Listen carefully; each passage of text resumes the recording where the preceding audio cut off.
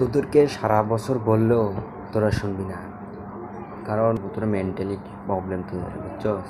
মাজার পূজারি দেখলেই পড়বেন আউযুবিল্লাহি মিনাশ শাইতানির রাজিম। কারণ এই সমস্ত মাজার পূজারি আর শয়তান এর ভিতরে কোনো পার্থক্য নাই। তাই আল্লাহর কাছে আশ্রয় চাইবেন এই সমস্ত মাজার পূজারির হাত থেকে, কারণ এরা বর্তমানে মানুষদেরকে মোশরেক বানাচ্ছে। এরা যে মাজার পূজারি আর এরা যে মোশরেক আর এরা যে এদের ঈমান নাই। আপনি আমাকে মাজার পূজারি ট্যাগ লাগিয়েছেন, জুলুম করেছেন, কিয়ামতের মাঠে এটার জবাব আপনাকে দিতে হবে। আপনি আমাকে ভণ্ড বলেছেন না জেনে, আপনি জালেম, জুলুম করেছেন। আমরা মাজার পূজারি নই, আমরা ভণ্ড নই। আমরা শুরু থেকে এখন পর্যন্ত বলে যাচ্ছি, মাজারের নামে ব্যবসা, মাজারকে নিয়ে রং তামাশা, মাজারকে নিয়ে মেলা, মাজারকে নিয়ে নারী পুরুষের অবাধ মেলামেশা, এটার বিরুদ্ধে ছিলাম, আছি, থাকবো। আর হক্কানি ওলি আল্লাহ জিয়ারত করব, জীবনী আলোচনা করব, উরস করব। ঠিক কিনা কথা বলো?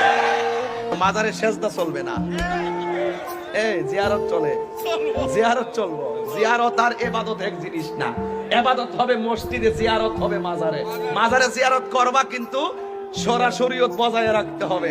আল্লাহর ওলিকে আল্লাহ মনে করা যাবে, ওখানে গিয়ে সেজদা করা যাবে